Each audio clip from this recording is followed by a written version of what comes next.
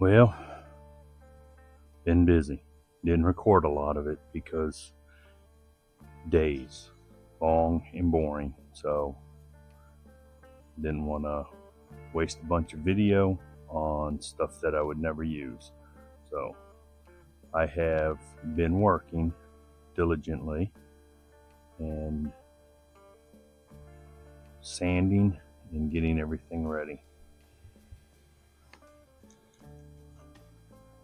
So I have all of the parts for the frame scuffed down. I'm not doing the rear end, but I've got all the cross members, the notches, the lower control arms, all the brackets, the steering knuckles, panhard bar. Everything has been scuffed down.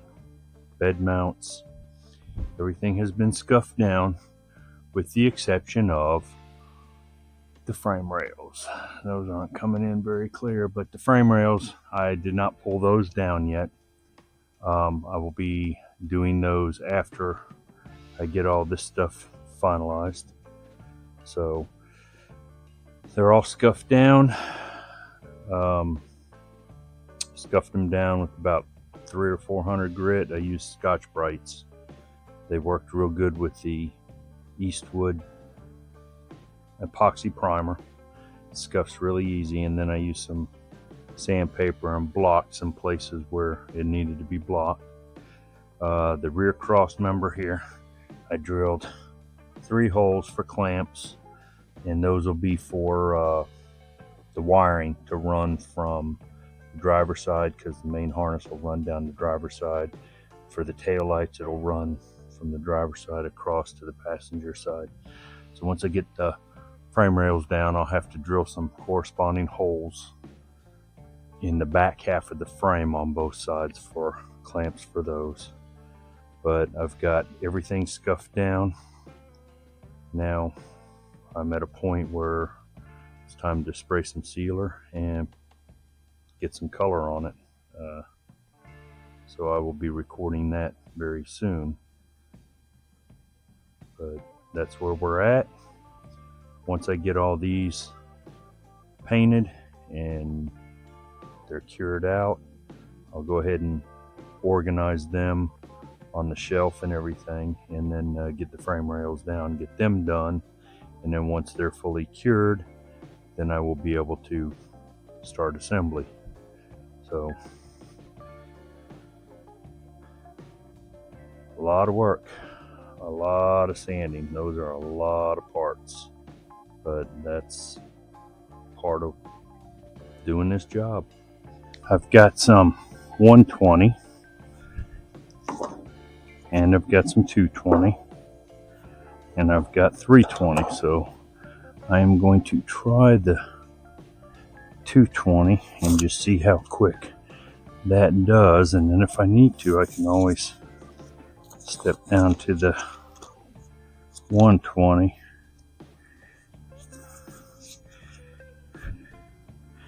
You definitely want to use a block on this so that you don't put any grooves in it. So I just want to see how well, and just like doing body work, you want to do in a crosshatch.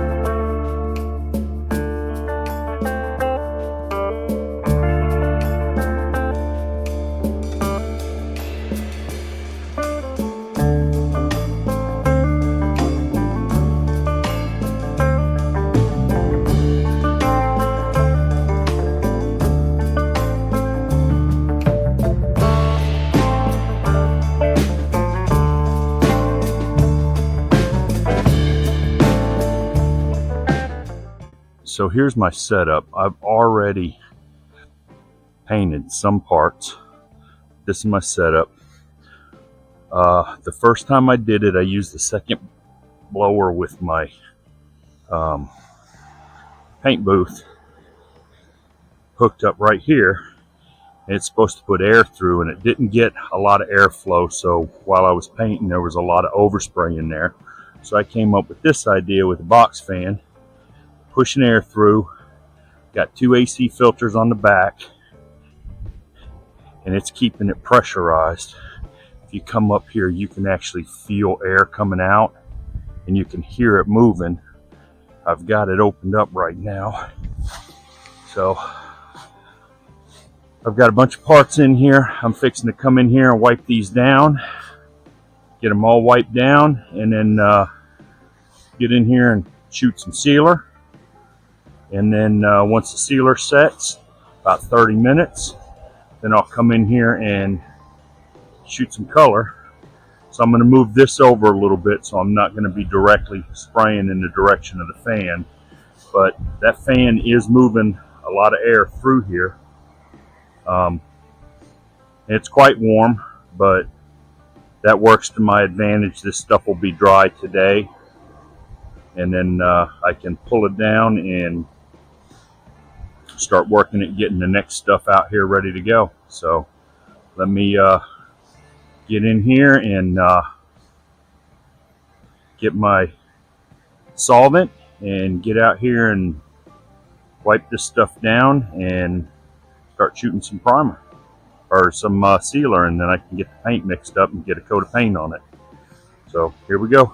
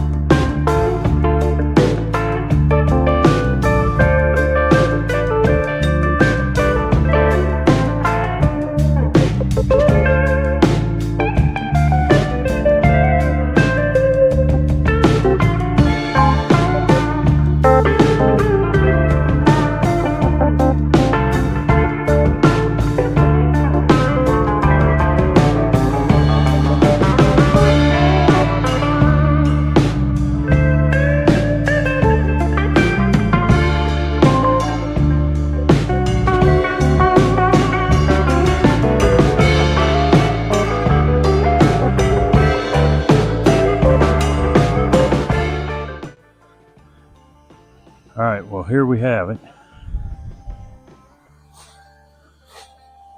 Got cab mounts, boxing plates for the back, cab mounts,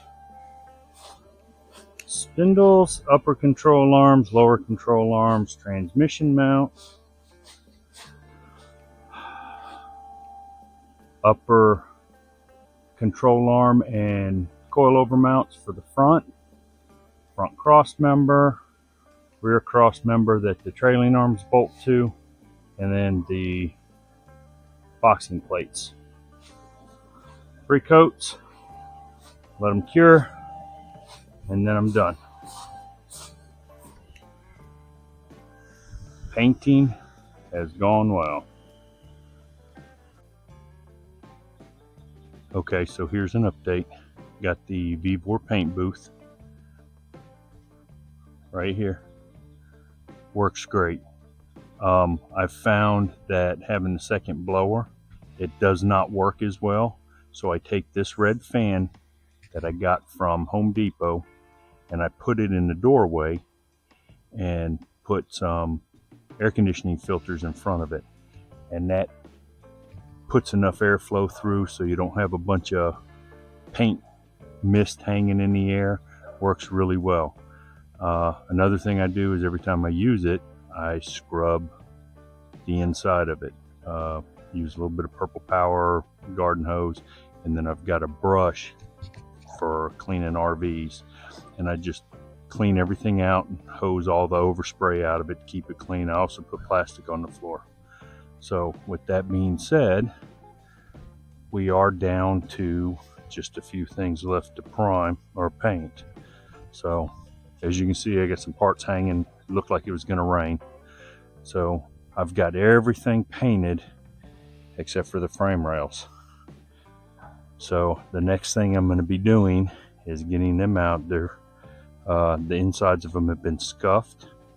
So I'm probably going to get them set up the next time I set up the booth and shoot some of the high build on the inside and then scuff that down. And then my intention is to paint the inside, let the paint set up for a day or two, and then flip them over and paint the outside of the frame rails. And then the next step is to start assembly. But the only thing for the truck that I'm not painting is the rear end, because I'm probably going to be replacing that with a new rear end down the road, so I'm not going to waste high dollar paint on that. So it'll be black at the show, but I've got all the holes drilled. I'll just run a tap through them all and then get everything put back together. So that's where we're at.